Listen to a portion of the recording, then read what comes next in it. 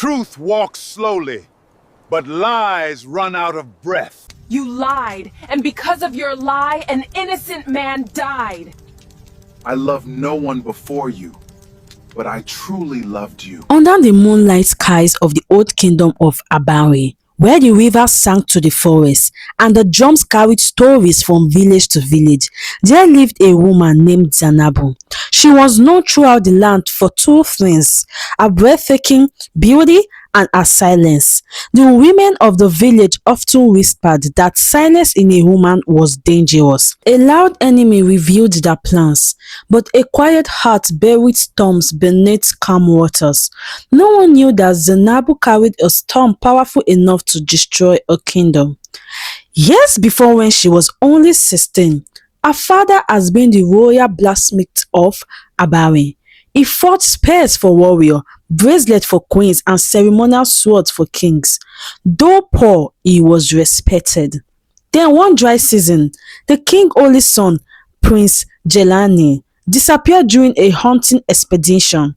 The prince returned 3 days later, wounded and frightened, claiming robbers had attacked him near the forest hill. To protect himself from shame, he lied before the council and accused Zainabu's father of leading the robbers. The kingdom needed someone to blame. Without trial, the blacksmith was executed in the village square. Zainabu still remembered her father's last trial words as soldiers dragged him away. Truth walks slowly, but lies run out of breath. After his death, her father fell ill from grief and died before the next harvest. And the prince, he became king. King Jelani ruled with charm and generosity. The people adored him. He built wells, hosted festivals, and spoke kindly to children. No one remembered the blacksmith accused of treason, except Zainabu. She left Abanri and disappeared into distant lands for many years. Some said she became a trader. Others claimed she studied under river priests who knew ancient magic. But one Harmattan evening, she returned. And when she returned, she wore revenge like perfume. The entire kingdom spoke of her arrival. At the New Yams festival, dancers moved like flames around the palace courtyard while drummers shook the night awake. Zainabu entered dressed in flowing blue silk, gold beads resting against her dark skin like sunlight on water. King Jelani noticed her immediately. "Who is she?" he asked. "A traveler from the western villages," one elder replied. Jelani could not take his eyes off her. For the first time in many years, the king felt his heart stumble. He summoned her to the palace the next morning. "You have the face of someone I should remember," he told her softly. Zainabu smiled. Perhaps in another life, my king. From that day, Jelani became obsessed with her. He sent gifts like ivory combs, coral beads, embroidered wrappers. Zainabu accepted them all with gentle smiles, but never surrendered herself too quickly. She understood something many people did not. Love grows strongest when mixed with hunger. The king chased her for months. He abandoned council meetings just to walk beside her in the royal gardens. He laughed more, smiled more. Even the servants noticed the change. The kingdom rejoiced because their king had finally fallen in love. Only Zainabu knew the truth. Every smile she gave him was sharpened like a blade. One rainy evening, beneath a canopy of lanterns, Jelani finally asked her to marry him. You have brought life back into my soul. Be my queen. Zainabu lowered her eyes as though overwhelmed. Inside, her heart whispered, "Now begins the punishment." Their wedding became the greatest celebration Abanri had ever seen. Villagers traveled for days to witness it. Goats were roasted, palm wine flowed like rivers, drum echoed through the mountains. Yet on the wedding night, while the kingdom celebrated love, Zainabu sat awake beside the sleeping king, staring at him with cold eyes. She could have killed him then. A knife rested hidden beneath her pillow, but death was too easy. No, she wanted him to suffer. Weeks passed, then months. The king loved her dearly, almost desperately. He trusted her with everything: the royal treasury, council secrets, even matters of war. Slowly, Zainabu began weaving her revenge. She whispered doubts into the ears of trusted generals. The king no longer listened, she would sigh sadly. To merchants, she hinted that taxes might soon increase.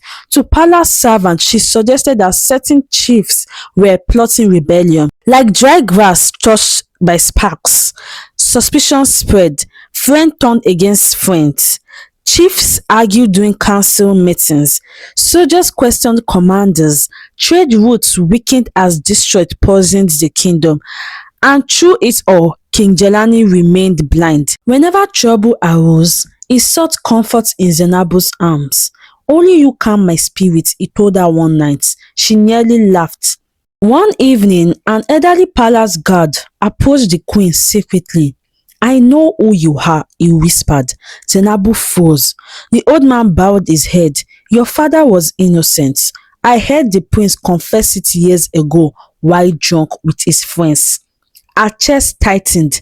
At last, the truth stood before her. "You should expose him," the guard urged. But Zainabu shook her head slowly. "No," she replied. "Truth alone is not enough." The old man looked at her with fear then, because he understood. She no longer wanted justice, she wanted destruction. Soon after, neighboring kingdoms sensed weakness in Abanri and prepared for war. Trade collapsed, food grew scarce, angry villagers blamed the king. Still, Jelani trusted only his queen. One stormy night, as thunder rolled across the skies, rebels attacked the palace gates. Chariots erupted. Flames climbed into the darkness. Jelani burst into their chambers wearing battle armor. "We must flee," he shouted, but Zainabu sat calmly beside the window. I will not run. King stared at her in confusion. Outside, soldiers screamed. Inside, silence sharpened. Then she spoke the words she had waited years to say. My father never attacked you in the forest. Jelani's face drained of color. "You," he whispered. You lied, and because of your lie, an innocent man died. The king staggered backward. For the first time, he recognized her eyes. The eyes of the blacksmith's daughter. "No," he breathed. "Yes," she said. I loved no one before you, but I truly loved you. Zainabu's expression flickered for a moment, because that was the cruelest part. She knew he spoke the truth. Somewhere along the path of revenge, the king had genuinely fallen in love with the woman sent to destroy him. And deep within herself, hidden beneath years of hatred, Zainabu realized something even more terrifying. A part of her had begun to love him too. The truth struck harder than vengeance. Tears filled Jelani's eyes. "I was young," he pleaded. "Afraid. I never thought. My parents are dead," she snapped. The rebels smashed through the outer gates. The palace trembled. Jelani stepped closer carefully. "What will happen to us now?" Zainabu looked at the flames swallowing the kingdom.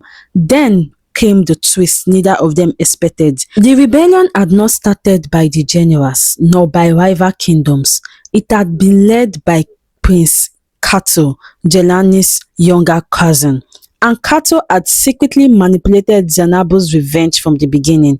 The gift of rumors, the whisper, the unrest, many had been spread further by Kato's spies. He had discovered her identity years ago and quietly fueled her hunger, knowing she would weaken the throne for him. She had believed herself the mastermind. Instead, she had been someone else's weapon. Before they could escape, Kato's soldiers stormed the chambers. Prince Kato smiled as the palace burned behind him. "Thank you, dear cousin," he said mockingly to Jelani. Then he turned to Zainabu. "And thank you, grieving daughter. Revenge makes loyal servants." Zainabu's stomach twisted with horror. The kingdom had not fallen because of justice. It has fallen because of hatred had blinded them all. Kato ordered Jelani's executed immediately. But before the soldiers could strike, Zainabu grabbed the hidden knife beneath her robes and drove it into Kato's chest. The prince collapsed in shock. The chamber erupted in chaos.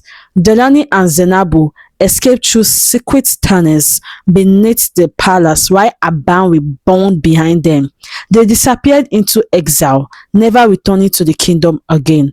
Some say they spent the rest of their lives wandering distant villages together. Others say they separated forever, unable to bear the weight of what they had done. But across West Africa, griots still tell the story of Zainabu, the woman who wrote Love in Revenge and discovered too late that hatred is a fire that burns both the victim and the hand that carries it. I hope you enjoyed this story. Please give this video a thumbs up, subscribe to my channel, hit the notification bell so you'll be the first one to get notified when I post a new video. I'll be posting more stories on storytelling by PC Chai on YouTube. So stay tuned every day to get stories every day. Bye.